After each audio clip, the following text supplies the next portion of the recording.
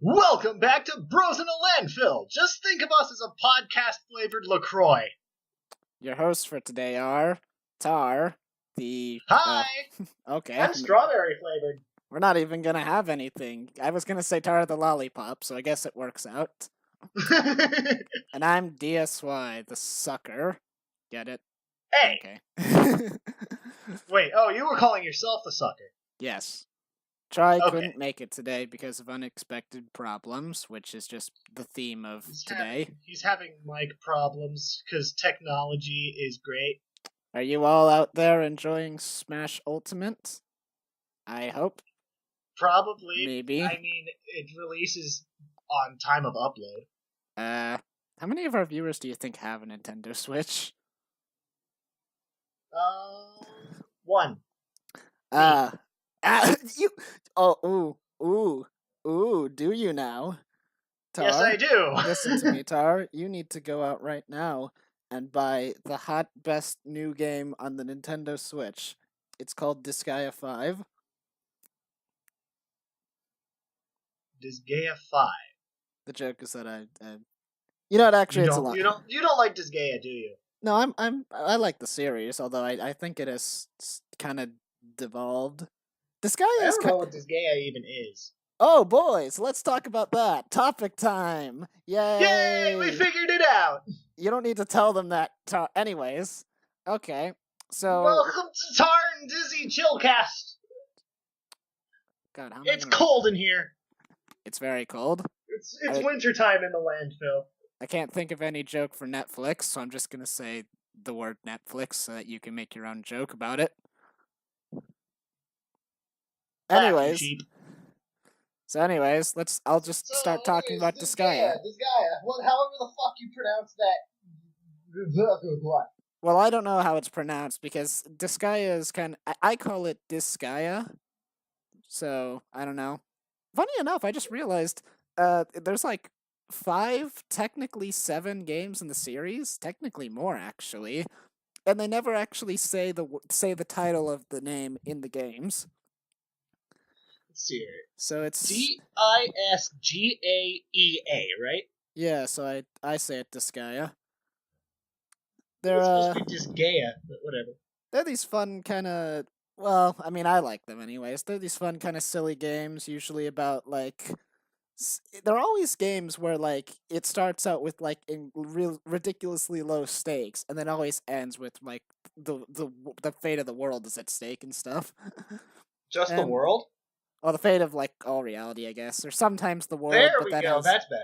Well, sometimes the world, but sometimes Earth has, like, a knock-on effect. Like in Disgaea 4, the main characters have to save Earth, because if Earth is destroyed, the knock-on effect will like, make everything worse everywhere else, too. So it's kind of like saving themselves by proxy. It's like, you're not directly gonna hurt me. It's like dumping oil in the ocean, you know? It hurts everybody. It's not you're hurting the ocean, which hurts everyone else, so you want to stop the action. So, I guess Earth, so then in the Disgaea universe, is Earth like this universal superpower? It depends on the game, actually. But the game mostly focuses on demons, which is funny enough. Oh. In Disgaea 1, you... So, we're a realm? Well, the thing about every game is that they don't happen in a sequence. Every game is its own complete kind of thing. So, Disgaea 2... Well, I mean, that kind of depends. They're all in the same universe. Like, Disgaea 2 references Disgaea 1, but it's not a continuation of its story. It's just something that happens after it. Kind of like Legend of Korra, I guess. You're not fighting the same... I never watched Korra.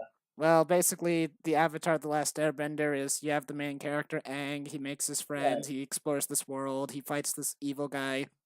And Legend of Korra happens after that. She fights someone completely different. She makes totally different friends. Her time is... she's, like, passed after Aang. Aang, the previous hero, is, like, he's dead at this point. But it's... But they reference the first story because... It's the same universe with the same laws. Yeah, it's the same universe with the same laws. So Disgaea is kind of like that. It's the same universe, but these stories happen, like, far, far away from each other, or... The closest relationship actually is 1 and 2, funny enough. 3 is when things get far away from that, and 4 is almost entirely uninvolved. And I don't know the story of 5, because I haven't played it yet. But are you excited to? I think you said you were. This guy, I was gonna buy it so I can stream. I do live streams, by the way. Go check out my channel, DSY plug. What's your channel so we can plug you? No, it's alright. I don't want. I don't. I don't want to get off topic. We're already derailing ourselves. I haven't even gotten to the point yet, because I've just been talking about the Disgaea. groundwork of Disgaea. I haven't even told you how the game really works, or its focus, or its gameplay. Every game is I like. figured we'd get there eventually. Yeah, the Disgaea games are usually primarily focused on like comedy, like they're very kind of silly games. But they're they're also, but I think they're good comedies personally, because the game has jokes. Yeah, the game has like a very interesting kind of sense of humor, sometimes about like culture shocks and stuff, because you have demons, humans, and angels. And but the thing too that I think is pretty good about it is that it's not like always silliness like a circus. Like it has serious moments too, which gives it a more sense of levity, and gives it a better sense of like weight. So when things are silly, things are silly, and when things are serious, things are serious. And the weird thing about the game, though, is that like one thing that kind of throws me off is that sometimes they break the fourth wall, and sometimes they don't. So it's very strange. Like you're talking about individual games or individual interactions? Between just both, I think, really. In all the games, they'll break the fourth wall at least once or twice. I mean, I can't speak for 5, but in all the ones that I've seen, they break the game now and again. But it's always really weird because the characters never act like they're self-aware, or they never act like like they know their characters in a game. But sometimes they'll make reference to them being in a game. Like in Disgaea 3, the main character basically his goal from the very beginning is to like defeat who is technically the last boss. And then he has like a line, he has like one throwaway line that no one points any attention to, where he's like, making the first chapter the final chapter. What an economical game. Cuz yeah, I'm going straight to the last boss right from the word go. I mean, he doesn't say that, but he does say like the whole thing about chapter 1 is the final chapter and all that stuff. And it's kind of weird because no one says like, what are you talking about? Or no one says like, this game sucks or something. Or it's just kind of like that one line. And it's weird. Is that the only throwaway line like that in Disgaea 3? No, there's like another one too where the main rival shows up and she like introduces herself in a super expositional way, and then another character does actually kind of make reference to that, and she's like, "Wow, what an efficient way to explain yourself." And then the hero's like, "Ugh." But then like right after that line of saying like of making reference to the main rival being super expositional, they just go right back to the script as usual. So it's weird. Well, I mean, like, wasn't that fourth wall break part of the script as usual? I guess so, technically. That's I also love fourth wall humor. Fourth wall humor is always kind of interesting to me. I don't remember which show it was, but I remember there was one anime I used to watch when I was a kid that was like really fourth wall-y. I think it was Karo Gunso, actually. I remember in Under Night in Birth, this is late because, again, I still don't have latest. Eltnam's story actually has her break the fourth wall a whole bunch because she's a guest character. Oh. She's the Melty Blood lady. Melty. So she. Oh, I remember that. Well, I mean, I never played that game. I think her actual name's like Sion or something like that. So did she break the fourth wall in her own game, or was it? I don't remember, but she decimates it in this game. Okay, like funny story. I never played Melting Blood, and I only even found out about it because a live streamer I watched, who is like a million times more popular than we are, his name is Joel. Someone made a Mugen character of him, and they based the model off of the main antagonist of Melting Blood. But they use the model of that character as the base work for Joel's sprite. And that, so whenever I think about Melting Blood, I think about that Mugen character. And when I think about that Mugen character, I laugh because he's hilarious. Anyways. So yeah, how do the characters in Under Night treat this? What was her name again? Eltnum? Eltlum. How do they treat her? Like, because you're saying she's tearing apart the fourth wall, but are they just like confused, or are they like, oh god, like they're very confused. Because that's another thing I see too sometimes when like I think with Deadpool, for example, it's like Deadpool will break the fourth wall and he'll be the only one to do it and no one else will understand why. And sometimes in other shows like Kero Gunso, someone will break the fourth wall and then someone else will say like stop doing that, or like they'll break the fourth wall too. So it's like everyone knows in that universe, so it's always kind of weird when you see play also with... Bo. I never watched at that show, but I heard a lot of people really enjoy it. At least the dubbed version. I hear the sub version is toned down. Well, the dubs like to be sillier than the subs sometimes. Kero Gunso was another show that was like that, or Sergeant Frog, I guess. They like to break the fourth wall a lot in Sergeant Frog. They did it much less in the sub. To my recollection. I might actually have to watch Sergeant Frog. Not only because we're proposing a roleplay based off of it. Well, I really enjoyed that show in middle that school. actually got past the proposition phase. Yeah, I know. That's actually a thing that nobody is signing up for. Well, DOA and I are thinking about it, but let's not talk about that here. I will say, though, that Sergeant Frog likes a lot of juvenile humor, I guess. I really like the show in middle school, I guess, for what that's worth. Nowadays, I still think it's funny, but I think it's gone the route of Detective Conan, which is to say, please just end. Oh. Kero Gunso, Detective Conan, The Fairly Odd Parents, SpongeBob. Just, you guys had a good run. Now, put down the bat and go home, please. You've run out of things. The horse can't take anymore. You've run out of stuff. Just please stop. The kneecaps have turned into dust. The whole horse has turned into dust. And that's not a JoJo joke, goddammit.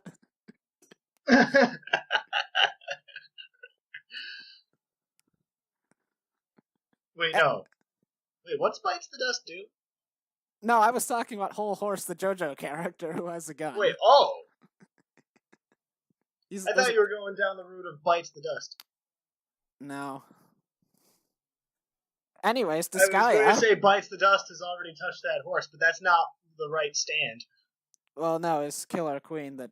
Yeah, that's Killer bombs. Queen. If Bites the Dust touched the horse, then... Well, I'm not going to make this joke. I'm just going to let you all know that I could have, but I didn't. Well, I want to know the joke now. No, I'm going back to Disgaea because we got off topic again. No, that's okay. Anyways, so yeah, Disgaea breaks the fourth wall sometimes, but not frequently. Isn't the Disgaea cast, this is the chill cast. It's the Disgaea cast now. It's cold out here. It's the Disgaea cast now, and you know what? It's cold in the Netherworld. I mean, it's warm in the Netherworld. It depends on which part of the Netherworld you go into, I guess. Wait, does the Netherworld also have hemispheres? Well, some places are ice, and some places are lava, and some places are wastelands, and some places are feudal Japanese castles, or, not castles, what is it, like, big buildings, temples? I think you do mean castles. And in Disgaea 4, you go into space. Palaces? Well, no, they're like big forts, I'm thinking of. They're like for military purposes. Okay. Yeah, and 4, you go into space. I really like Disgaea 4, actually. I was going to play it before my PlayStation 3 broke. Oh, sad face. I would, in fact, you know what, Tar, honestly speaking, if you could play a Disgaea game, which I think you can, if you have a Switch, you can play 5, I'd recommend at least giving it a shot, with the exception of one game. Which is? It's something I wanted to rant about that I thought would be fun, because I thought that you could relate, even if not to Disgaea, you could at least relate to this happening. Oh boy. But, yeah, so many years after the very first game came out, which the very first game, Disgaea 1, was on PlayStation 2, yeah, they made a sequel to it, to the very first game, on PS3 in, like, 2013, I believe. Let me go ahead and Google that. Disgaea 3? No, Disgaea 3 was its own game. This one was called, hold on a second. Yeah, this one came out in, let me see here, 2013, and you'll never ever guess what it's called. What's it called? Disgaea D2. I really have a bad history with things that are called D2, as it turns out. Wait, hang on. Is it Disgaea D2 or is it Disgaea DX2? Well, as Try left to remind me, DX2 just means D2, or D2 Right, times, right, so it's the same, really. right. But yeah, I seem to have a bad history with things called Disgaea. The thing's called D2, not Disgaea. But D2 happened, and it Aren't completely. you like the only one still playing that game? I thought. D2? Okay, let me explain Or for that. the SMT? Yeah, I thought I was the only person still playing Shin Megami Tensei DX2 Devil Downloader, because for a while I Just was. the fucking full title. Yeah, because for a while okay, so basically in the game there's this incredibly poorly implemented system where at random intervals either your character will send out a call for help to another human or another human will send out a call for help to you that you can answer. And the reason this is poorly implemented is because you have no say on when this happens. So you could call for help when you don't need it, or you could not call for help when you're desperately in need of it. You have no say. It just happens at randomly, so that's why it's kind of stupid. Wow. And yeah, but for the longest time, like call for helps just happen randomly. But for the longest time, I was getting no calls for help and I was getting no supports. So I thought for a second, like, holy crap, am I the only person still playing this game? Because they happen like pretty frequently, or at least they used to happen pretty frequently. But I was going like whole levels and nothing, no human interaction was happening whatsoever. No, well, I mean no human interaction. There is no human. No calls for help were happening whatsoever. And I was like, oh my god, I've done it. I'm the only psychopath still playing this game. But yeah, like a couple days ago, I got a call for help, so guess Oh. I'm not. I was sad. I was very saddened by that. Because that means people still suffer through that game for no reason. You poor souls. Anyways, Disgaea just call it whatever you want. Disgaea D2. Disgaea D2, whatever. It's like Arceus or Arceus. Just call it whatever you want. I call it Disgaea, you call it Disgaea. Anyways, though, yeah, D2 was D2 was a direct sequel to the first game, and it pissed me off for two big reasons. The first reason was that despite it being a sequel, it severely regressed the personalities of all the characters, and it was like it was three big reasons, but yeah, it turned all the characters who had gone through a full story and had a full arc, like it turned them back a peg for no reason. It like devolved their personalities entirely and made them all really, really stupid. Oh, fine. And I would say, you know what? I would equate it to the flanderization of the Persona cast and things that came out after Persona 4, where some characters became one note and some characters became unrecognizable. Outside of appearance, of course. Say what? Outside of appearance, of course. Well, even the appearances were very bizarre in some cases. And they also retconned a whole bunch of stuff that didn't exist before, didn't need to be changed, and actually adds new problems. Like the main character suddenly has a sister, except he never had a sister before, and also the explanation for the sister doesn't make sense. And then the main character's love interest turns out to have a brother. Except that doesn't make sense either. And his explanation doesn't make sense either. And the reason he kept himself hidden doesn't make sense either. And by the way, he's like the final boss of the game, and supposedly the one who was quote unquote behind it all. But that brings me to my severe problem. That brings me to my severe problem number 2. And you're gonna love this. Oh, am I? No, well, you might love it. I have no idea.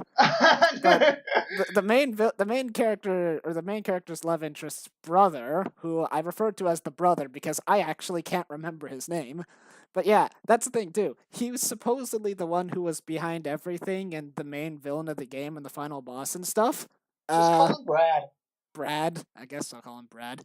Yeah, but like the reason I can't remember his name is because he barely appears in the game at all, and most of the game is Of course, no joke. Brad's spending too much time at football practice. And no joke, most of the things that happen in the game are the main characters wasting their own time. He does Fine. the villain doesn't even really obstruct them all that much until they directly go after him. But all like 90% of the game is the characters just bumming around for no reason and the main character frequently making you wonder how he's the same guy as the first game. Like, what are some personality differences? Well, the main character in the first game was supposed to have a sort of story arc. I'll try to summarize this as best as I can without providing spoilers, but basically, the main character is the son of the king of the Netherworld, and the king is dead. So now So the he's the son prince is. of the Netherworld. Yeah, he's technically prince, but the thing is that he is super young, and he kind of overslept too, so he did. No one wants to deal with that business. Everyone else is just gunning for the throne, basically. They're all saying, like, King's dead, I'm new king. They're like, okay.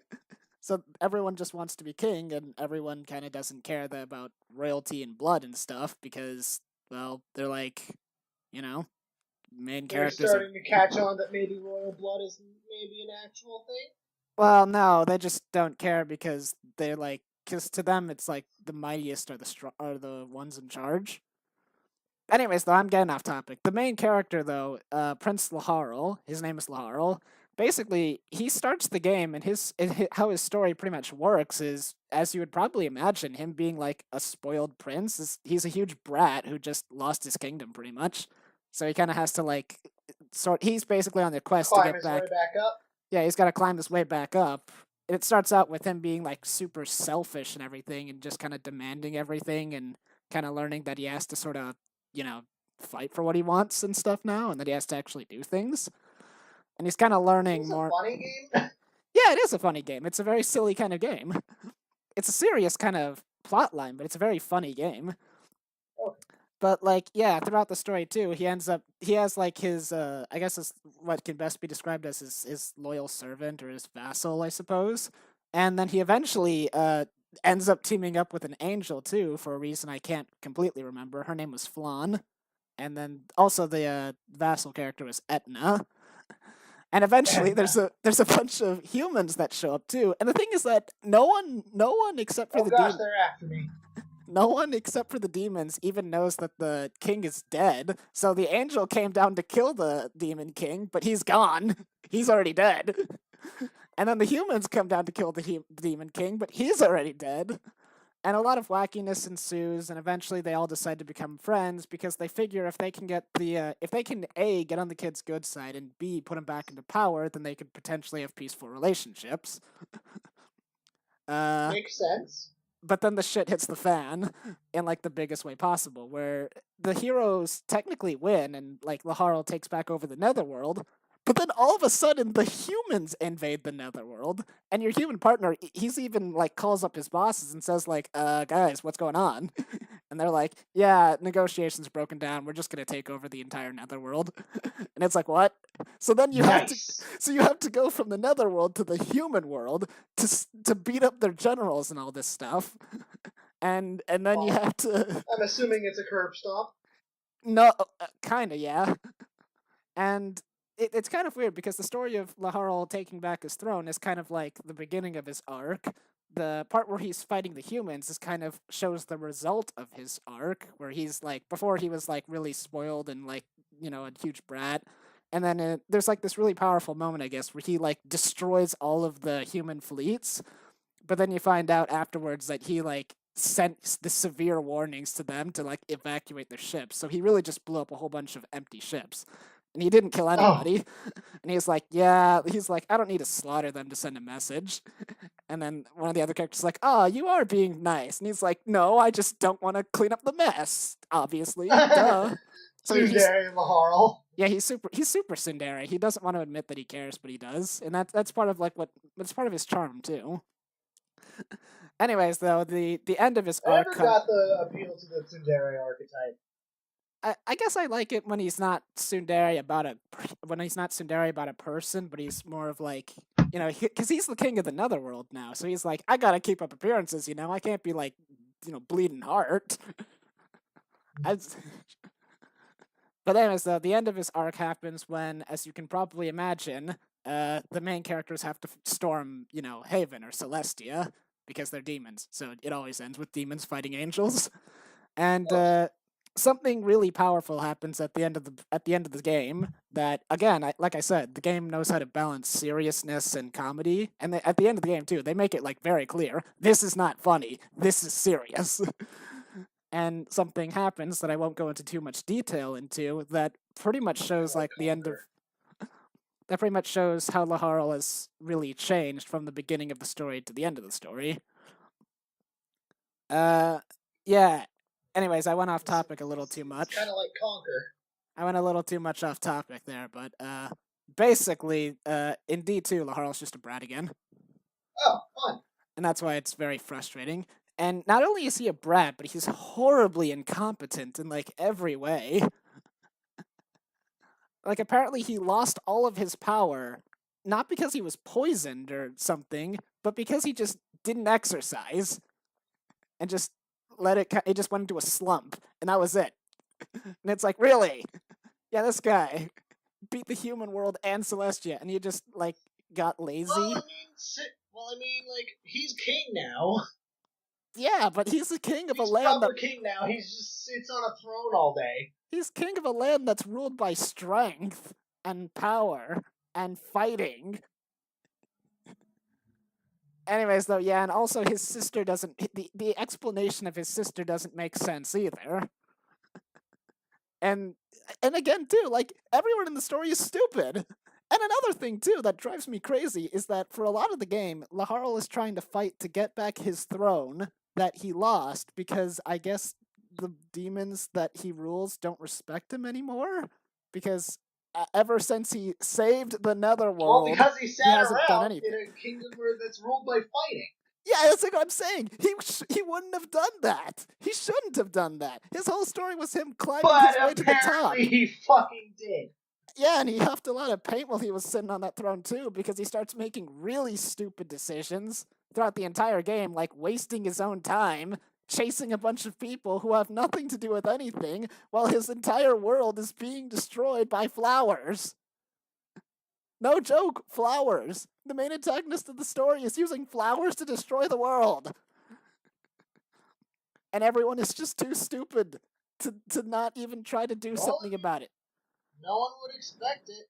The main character, too, like, I know the main character's prideful, but his pride has been kicked up to like 9 million in this story. He's not even like a tsundere hero anymore, where he does the right thing, but he doesn't want to admit it. He's just a straight asshole now. It's like, you're not the hero from the first game, you're just some prick wearing his clothes. Which is funny, considering he's shirtless.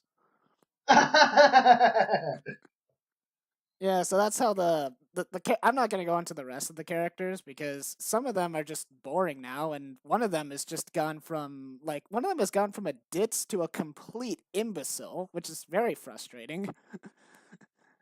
Oh, my RTC disconnected. Hello? Hi, I'm still here. I'm just not saying anything because I don't know what to add. Well, it says that my RTC is disconnected, so I don't even know if my voice is being picked up. Oh, it is. Oh, that's cool. But anyways, I heard you.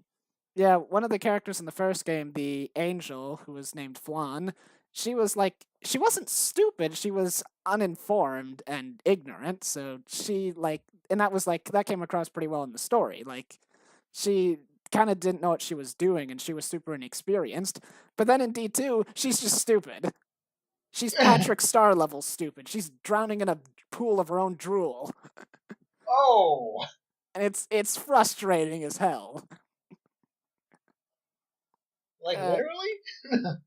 Well, I mean, in one of the bad endings of the game, which I forgot to mention, there's one good ending where you beat the boss and save the world, and then there's 11 bad endings.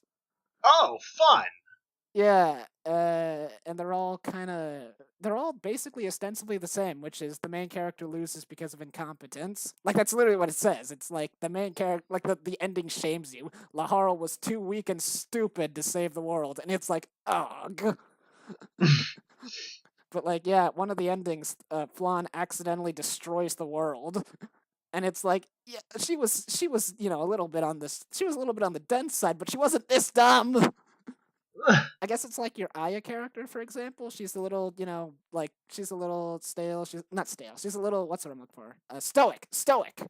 She's a little stoic. She's kind of slow, but she's not like, again, she's not drooling out of her mouth. It's kind of like one of your characters, Job. Yeah, she's like Job. There's another example. She's like my character Job. She's kind of slow. She's kind of like little slow on Not the uptake. entirely with it. Not entirely with it. She's not entirely with it. She's marching to the beat of her own drum, even if she's marching a little bit beyond past everyone else. But this is like if she put the drum down and just started sleeping on the road. She's like there's a pretty big difference between being slow and being brain dead. And then there's a big difference between being brain dead and being so stupid you destroy the world. Ugh! Anyways, so yeah. And then the last way the game pissed me off was aesthetically, which is kind of hard to explain. So, yeah, one of the interesting... It just looks different? No, not necessarily bad, but different? No, let me explain. Like, one of the things about Disgaea that was actually very well implemented in previous games was, like, the idea of overpoweredness. Like, Disgaea boasts... It's a strategy RPG that boasts, like, having no level cap. So for those of you that don't know, a level cap is when your character will stop leveling up. So in Pokemon, you can't. You get to level 100. I know what caps are. I'm explaining it to sometimes. the audience. Anyway, so yeah, Disgaea boasts having no level cap. Right, so you can just keep going up as high as you damn well please. Yeah, pretty much. And it has like higher and higher and more powerful skills to compensate of like increasing degrees of insane showiness. Like, the very first sword skill that you get is something as basic as, like, it's called Blade Rush, and you just rush forward with your sword. It's very simple. And then by the end of the game... Kind of like a stabbing pierce? Kinda, yeah. And then by the end of the game, you'll have, like, insane sword level skills where you're, like, jumping into the air and slicing the world in half, and, like, the explosion and the epic hero moves and stuff. And it's cool because it kind of feels like a fireworks show at the end! Yeah, and it's cool because it feels like you really kind of earned it. Like, you really worked your way up there to get these, like, awesome moves that do tons of damage. And it's just like, yeah, now you're just showing off because you can. But D2 totally messes this up because it's kicked to 11 from the word go. And here's the worst part. It stays at 11.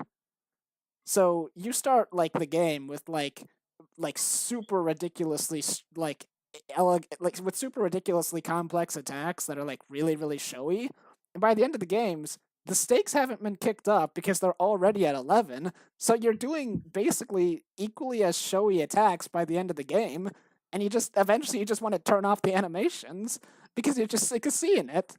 This attack is like one attack is literally half a minute long, which is kind of a long time in an RPG. Like, Pokemon Use attacks. This level 2 move where an angel comes down and sucks your dick. Sorry, you cut out. What? Never mind. Well, I'll just have to hear it when I watch the podcast. Yeah, you're gonna have to hear that one. But yeah, and like the thing is too is that sometimes the impact of these attacks is kind of lost because if you miss your opponent, it does no damage at all. So, like, you have this one attack where your guy, like, slashes the enemy, then he runs back and slashes him. He, like, slashes through the enemy, like, anime style, then slashes back through him, then jumps up, then knocks him into the air, then does a whole bunch of, like, elegant cut attacks, and then slams him back to the ground, and then impales him on the sword, and then jumps back, and then it's like, miss, 0 damage. And it's like, yeah, okay, that makes sense. Or you have, like, this attack where you make, like... Then why'd you fucking show the animation? At least Pokemon does that right. And then in other cases, it's like, you get this giant, like... You create this gigantic glacier and just drop it on your enemy, and it explodes into ice, and then it misses or doesn't do all that much damage because that character is resistant to ice or they're blocking or something. And it's like that's the thing. It was like you don't want to start at 11. The other games went to 11. They didn't start at 11. Disgaea 4, for example, starts at like, let's see, out of 10, it starts at like, 5 or so, It starts pretty okay, pretty There's something alright. to separate Ends your at special 11. attacks from your normals. So, I think we've basically wrapped up our Disgaea talk. I'll just go ahead and leave my final thoughts being Tar, I recommend the Disgaea series to you, except for D2. Okay. If you have a DS and like $80, you could buy the DS version of the first game on DS. $80? Yeah, it was super limited edition, so that's why not limited. Like when I say limited edition, I mean that in the literal sense, not like it was a special package. I mean like they really didn't make that many copies, so they didn't think or it'd be at least they popular. didn't port many overseas. Yeah, they didn't think it was kind of a niche series. Okay, so it's December 7th on time of uploading, but it's December 1st at time of recording. So do we want to make some predictions for Smash? What are you talking about, Tar? We do these videos the day of, don't we? And oh boy, do I love Smash Ultimate. I'm so glad they put my favorite character, Baldi's Basics, into the game.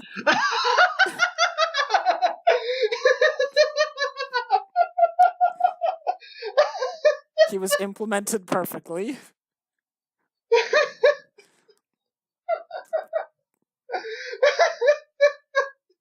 I can't stop. Okay, it wasn't that funny. It wasn't that funny. Tar, it wasn't that funny, but I'm laughing anyways. Who's your favorite Smash character, Tar? I'm still gonna be faithful. I'm gonna be a faithful Game & Watch main. Mr. Game & Watch. Yeah, I really like that new skin they had for him too, where he turns into what was his name? God damn it, I actually forgot the guy's name. Where he actually has a Mrs. Game & Watch now.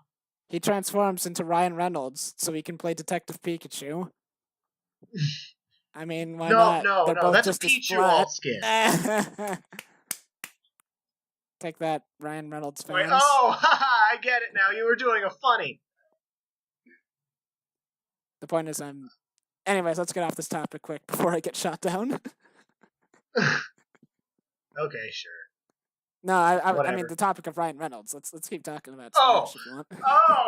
Let's not talk about Ryan Reynolds and his bad performances and his bad movies. Oh god, they're coming for me. Watch out. This is the landfill in winter, not Russia. They can actually do this. Oh dear. I've made a horrible mistake. Technically, it's not even winter yet. It's still fall. Well, shoot. Anyways. But it's December, so it's cold anyways. Except when it's not.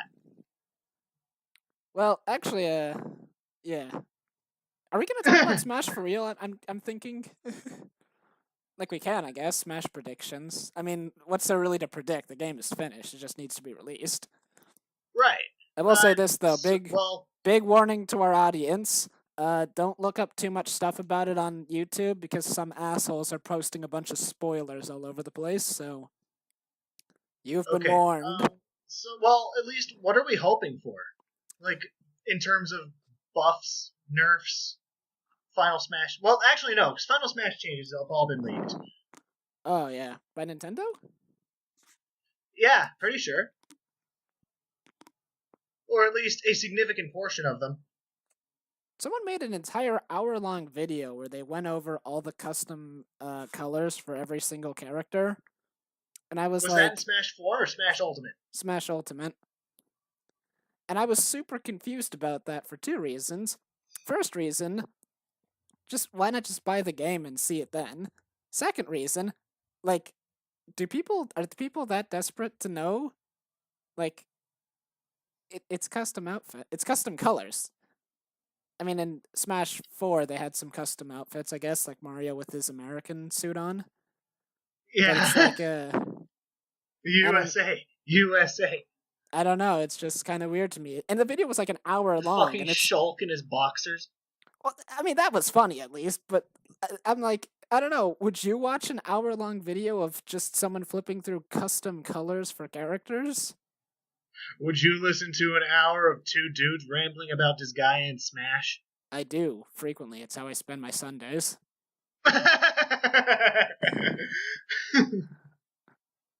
It's a great pleasure. You should try it sometime. Okay, maybe I will. I think what since I don't have a Nintendo Switch, I don't really do that much thinking about Smash Ultimate as it is.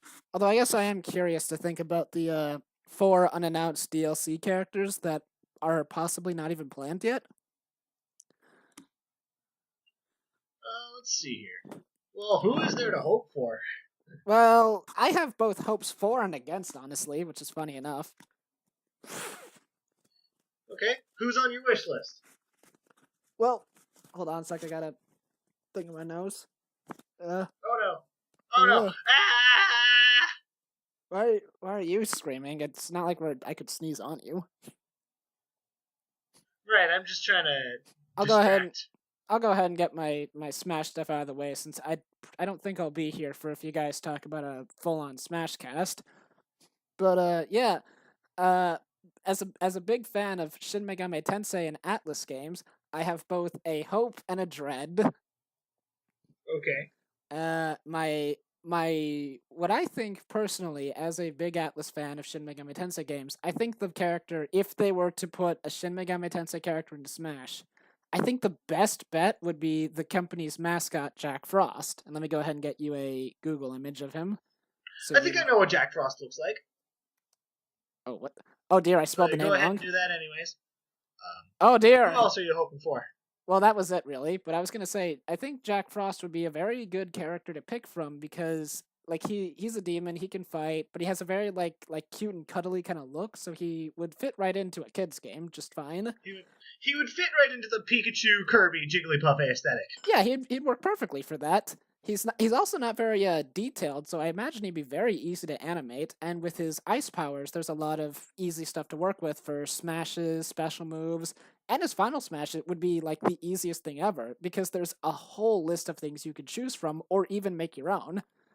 Like in Persona 3, for example, there's this attack where Jack Frost drops gigantic snowmans on the enemy that look like him because he's a snowman.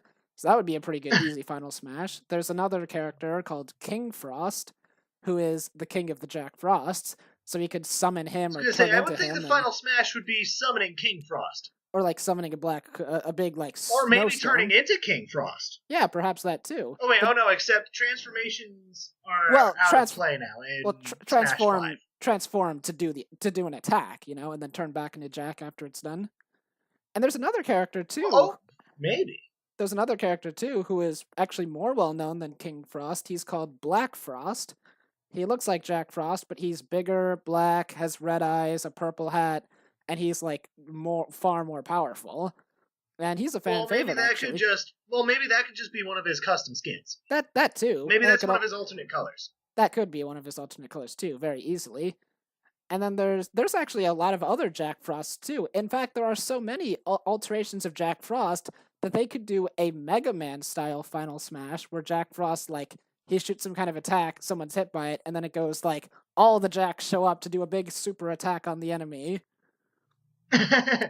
Or heck, they could even do something really simple, like have Jack just use Bufudyne, which is the strongest ice attack in the game, and just have him do like a really powerful, like, big blast right in front of himself, and that'd be it.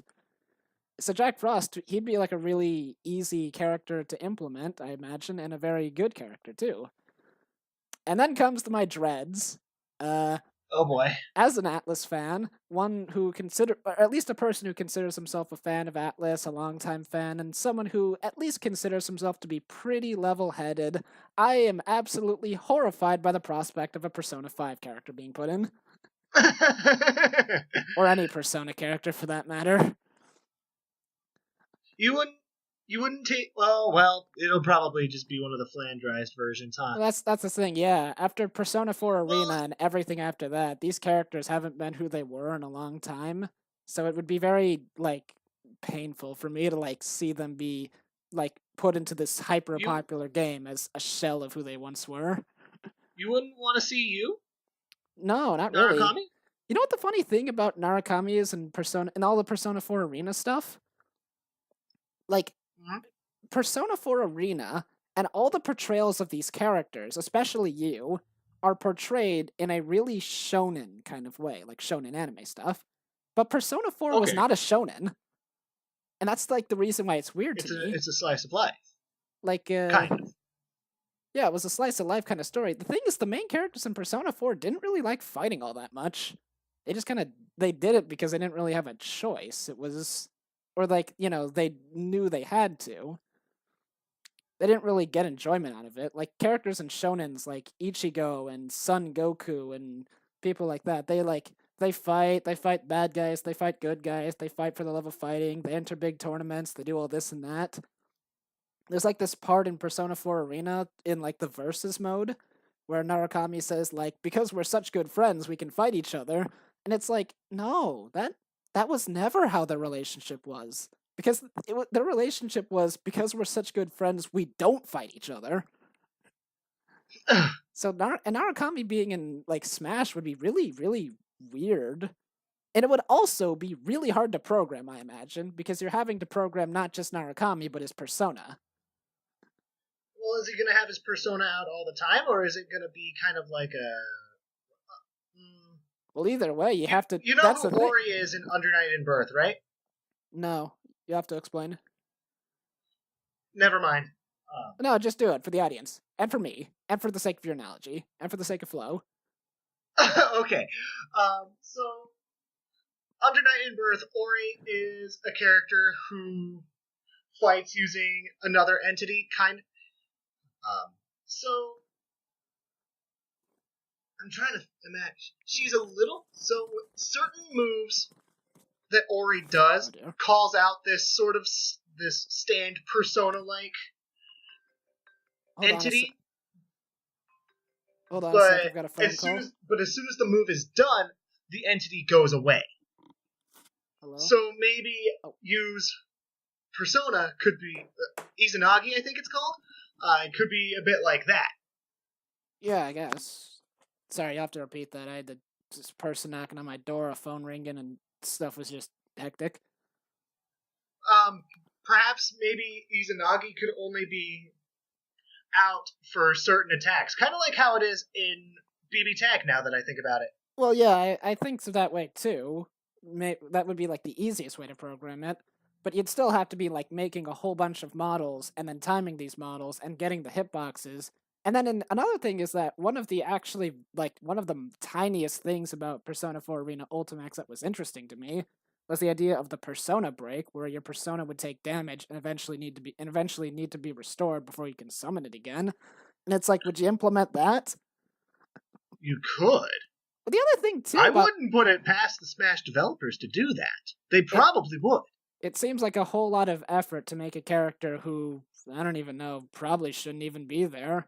I guess at the very least in Smash, he probably wouldn't talk all that much, so he wouldn't defame himself. But yeah, a Persona 4 character like Narakami, I don't think would be very good. Minato, I think, is just outright unlikely, since not very many people worldwide really liked or played Persona 3. I mean, Persona 3 was the game that became, like, I think big in the West, and Persona 4 was the one that's really well known. Persona 4 took the spotlight until Persona 5 came out. But yeah, I don't think anyone would take 3. I think most people would kind of be a little weird about Minato. Although I guess, and plus, too, Naoto? Minato is the main character of Persona 3, Oh, Minato. I thought you were saying Nato. also known as And I thought you were Makoto. trying to say Naoto. No, I'll just say Makoto because that was also the main character of Persona 3's name. But the thing about Makoto, too, is that Makoto had a female counterpart who was the same character in Persona 3 Portable. She had the same story and she did the same things, but things were different because she was a girl, so who she could talk to and her relationships were different by the nature of her different gender, which is weird to say, but like, gender does change things, especially in a dating Okay. game. But the thing about Oh, Makoto's female character, who I don't remember what her Japanese name was, but her name was Minako in the English version. Yeah, but they fought completely differently. Minato used a sword and she used a spear. And their personas were different too. I mean, they were the same persona, but they were visually very different. They were made to be distinct. And their animations were different. but And they there's have also. all the same moves and frame data. No, they have very different moves and frame data. In fact, they have Oh, different stances, even. And that's the thing, too, is that if you put Minato it's the in. same persona. Oh, the persona is Didn't the you just same. say The it's the same characters. persona? The persona is the same, but it's visually different. But the character models of the humans themselves are different, very different. So and the thing too is that Minako became a playable character in Persona Q2, which I don't even know how that game works because I don't plan on buying it because the first game was such a disaster. I'm like, no, I'm not giving you my $40. No, f you. You had your chance. But yeah, so her appearance in that game means that if they put Minato into Smash, they would have to put her in too. They'd pretty much be a law at this They would point. probably just do that as an alternate, as Yeah, as an different color palettes. as an alternate, certainly, but or as a different color palette, certainly. But again, different weapons, different like stances, different ways of moving. You'd have to change a whole lot. It's not like Robin and Robin, or Pokemon Trainer and Pokemon Trainer, or Corrin and Corrin. These are because all those guys fought exactly the same way, regardless of gender. These two fight differently depending on your gender. And then you have the Persona 2 main characters, who I think most people don't even remember, so that's just not going to happen. And then you have the Persona 1 protagonists, which if they put the main characters of Persona 1 in Smash Ultimate, I mean, well, honestly, I'd buy it, but I think most people would just be whatever. And then you Sure. have the main characters of Persona 5, who, let me just say, keep those people away from children. Oh. They don't do anything illegal, but they're real bad influences, and they swear like sailors. Well, I mean, they included Bayonetta. Bayonetta's at least a teen character, and I don't know. Bayonetta swears. Well, I don't know. Don't fuck with a witch. Tara, you're starting to make me nervous that they might add Akira from Persona 5. If they added a Persona 5 character, I would absolutely despair. Oh. But yeah, so there you go. My hope is for someone like Jack Frost, who is inoffensive and very easy to mold for this kind of basis. What I'm afraid of is Persona characters. um, I'm so I'm just to say it. I'm hoping for II. I know that's not very likely, Who's I? but especially because like, what would his move set even be? Wait, Well, you know what they could do? They could incorporate a whole bunch of stuff from Super Monkey Ball Adventure. oh, what if they introduced stuff from that Super Monkey Ball? What was that Monkey Ball game we talked about a while ago? Was it Adventure on the podcast? Adventure. The bad one? Adventure. Is that the one with the Kingdom of Jerks and the people with the masks and stuff? Yeah, that was Super Monkey Ball Adventure. What if they made a whole level about it where you had to go into the it was a scrolling stage, and at the end you blow up their homes and destroy them all so that the evil king of the Sound City can be happy, and all of the sad monkeys who have had to endure them can just be dead and they'll never come Oh, back. And the good guys oh win, no. Tar. The good guys win. The good guys won in the end. Yeah, like, I have no idea like what exactly could constitute what move, but he did have a number of abilities in Super Monkey Ball Adventure that might possibly be implemented. And you can pull stuff from the party games too. Even though the only thing he could really do there is implement his boxing glove and his flight. I think if they had a Monkey Ball character in Smash, he would probably be an assist trophy. Although I've heard there was more You know assist what? trophies than That's probably Pokemon the now. case. I heard there was more assist There trophies would than very Pokemon. much. I would very much be an assist trophy. Yeah. And he just rolls around on the stage left to right. Or he turns the stage, or he who was it? There was this guy in Smash Brothers Brawl that just made a bunch of platforms appear and turn around and stuff and spin. It was a really weird assist. That was the Harolyn? Is that right? It's something like that. I'm not sure because I never played the game it was from. But I'm thinking like, what if Monkey Ball Man was an assist trophy in Smash Ultimate, and he like he made a bunch of like Monkey Ball stages come around, so he'd roll around at a bunch of paces like a ping pong ball or like a pong ball, and just kind of go boom, boom, boom, boom, boom, boom, boom. Well, I mean, I'm imagining something akin to the red shell from Melee. Oh, I never played Melee, which makes me a Smash Brothers heathen apparently.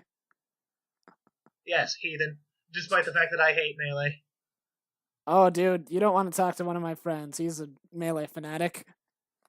He will. I don't like Melee. He will. Gravity is turned up too high for me. He will give you a stern talking to, and that's it, because he's a pretty level-headed guy.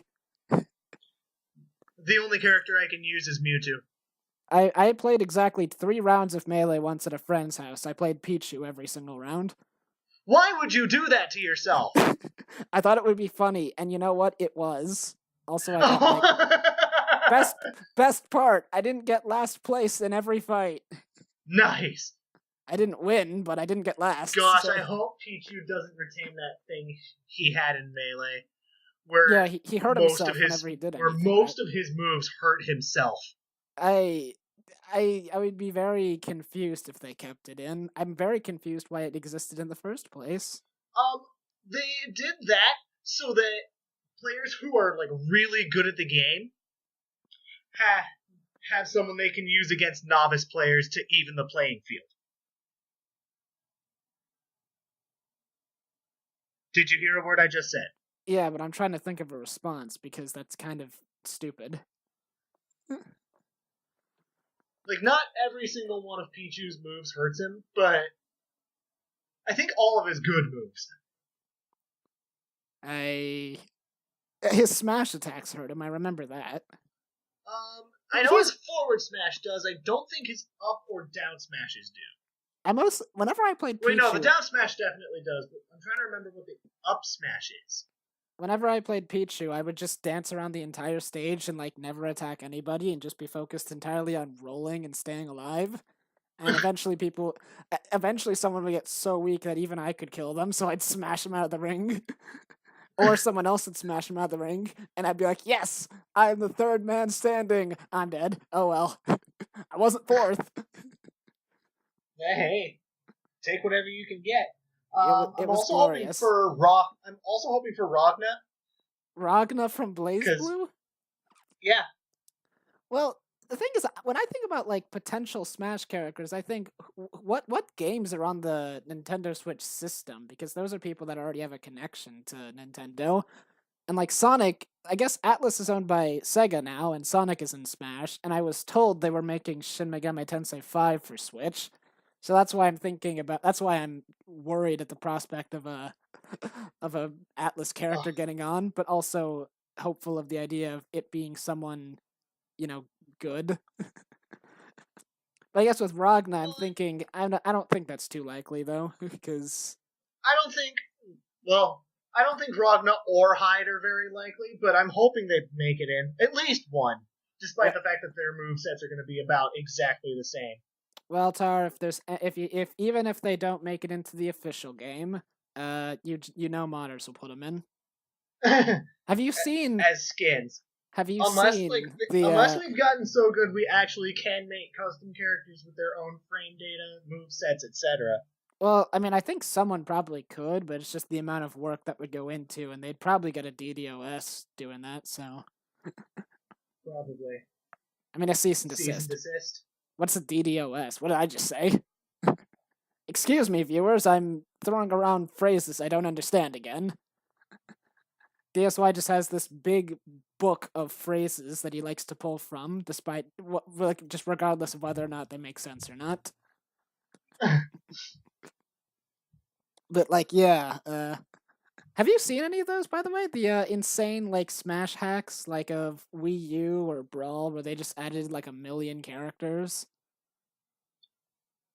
No, I've seen people do custom skins. Like I've seen Super Dimension Well, that's what I replace meant. Luigi, but it still has Luigi's moveset. Well, yeah, but that's what I meant. Sorry. Let me look up one of those things. You just keep I've talking. seen people replace character models with other character models Where was it? for purposes of taunting. Yeah, have you seen Smash Infinite? Smash Infinite. That sounds familiar. Yeah, it was a mod of Smash Bros. I think it was a mod of Smash Bros. Brawl that put in a bunch of characters. It actually did have I think some characters from Smash 4 that were put in, and I think it had their models used. Just a bunch of other silliness and stuff, and they put so many custom skins in, it was ridiculous. I mean, the characters played ostensibly the same. There were some new characters actually. They added in like Bomberman or Haunter, the Pokemon. You know what? I remember there was one mod that threw in Waluigi. Yeah, that was Smash. Smash Infinite did that. I think a lot of mods do that, honestly. Oh, I'm trying to remember what it was. There was a Wii U mod of the Smash Brothers Smash 4 that made a Waluigi skin for Captain Falcon. It was the skin looked really good. It was really fluent. But what I don't understand is why they picked Captain Falcon to put it on. Listen, you can't stop Waluigi's doing a Falcon Punch. Well, that's true, I guess. They also made who is it? They also made a skin for Wario that was Mr. Krabs. It works. Oh, and they also made Kermit the Frog Ryu. Okay, I'm sorry, what? They made Kermit the Frog Ryu, and they even gave him like a Kermit voice saying the attacks that Ryu was doing, because they had to change the voice because it doesn't make sense for Ryu's voice to come out of Kermit's mouth. So amazing. I would say some of the attacks, but I can't speak Japanese. Tatsumaki or do a Kermit the Frog voice. Oh, fuck! I don't know how to do a Kermit the Frog voice. It's me, Sure Kermit. you can. It's me, Kermit the. No, that was bad. I'm sorry. It is me, Kermit the Frog here. Kermit the Frog here, about to kick your ass. Sure you can. Remember there was that Kermit the Frog ice bucket challenge where he was apparently responding to someone who called him like a green and like something. I guess they insulted him, and it's like, firstly, it's very rude to call me that, and secondly, I'm gonna do this challenge now, and it's very dangerous for a frog because if I get too cold, I can die. Oh. It's not easy being green, but it's even harder to be dead, cracks Knuckles. Oh. I mean the echidna, he cracks Knuckles on his knee. Take that, Knuckles. Let's see you be an offensive meme now. Wait, Cream the Rabbit is doing this? No, I said Kermit the Frog. Oh, I heard Cream. No, I said cracks Knuckles. Oh. I just got the imagine of Cream the Rabbit breaking Knuckles over her kneecap. Well, she does that in Sonic Battle in a metaphorical sense. She does that in Sonic Advance 3. Is that a game? Yes, it's a game with a partner system, and Cream as the lead with Knuckles as the backup is apparently broken. Oh, Sonic Advance 3. I was thinking about Sonic Adventure 3. I'm sorry. I played Sonic Advance 3. I could never unlock Cream. Sonic Advance 3, and then I lost my Game Boy. I loved Sonic Advance 3, and then my mom sold it at a yard sale for $1.50. Ooh. I guess in her defense, she didn't know that it was. It's not like, That's a bad deal. Well, no, that's an amazing deal. That's a bad deal for you. It reminds me of that Yu-Gi-Oh! Trap card terrible deal. Alright, what's this do? I don't remember, but it was really bad. It's like it is literally. I think you. I'm not certain. I'm gonna look it up right now, but I think it was. Yu-Gi-Oh! Terrible deal. Let's see here. Images. Terrible deal. Activate only by paying 1,000 life points when your opponent activates a spell card. Your opponent discards one random card. Okay, yeah, What? that That sounds like a better deal than I thought it would be. I thought it was pay 1,000 life points to look at your opponent's hand. Oh. That's what I thought it did, but I was wrong. So it is a terrible deal, but it's still better than the one I came up with. Da-da-da-da-da. We're talking about Yu-Gi-Oh! Now, I guess. Or do you want to go back to Smash? Do we want to just Guys, call it they should quits, put. because that would be a terrible deal. Wait, what's this? Jerry Beans Man? Oh, have you never seen that card before? I have not. This OP. looks amazing. He's OP AF.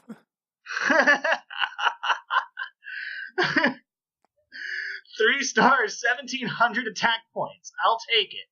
Oh, he's great. No, 1,750. Yeah. Also, he has no effect. He does not have an effect, but he has 1,750 attack points. Well, actually, him being effectless makes him really good because there are some cards that only work on that only let you draw cards that are effectless. So he's a pretty good heavy hitter with no ability. And some cards only work on monsters that have no effect. So yeah, Jerry Beans Man's actually Devil's pretty good. Avatar. What, are you just looking up Yu-Gi-Oh cards now? You know where Jerry Beans Man is really good? Divine Beast effect. The Devils was born from evil, dark, crazy. It can destroy all life, soul, anatomy, even divinity. It has the dread power to destroy all the thing. That's a custom card. You should probably, I was going to say, you should probably watch out before you get to the really bad custom cards. What are you looking at?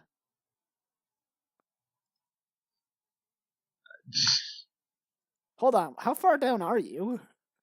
I'm still right at the top. Oh, you're still that right was like at the top? fourth row. That was like fourth row. The Devil's Avatar? But whatever. Anyways, yeah. I think that's a fake card, because if it has an effect, it'll tell you. You know what would be a terrible deal? What?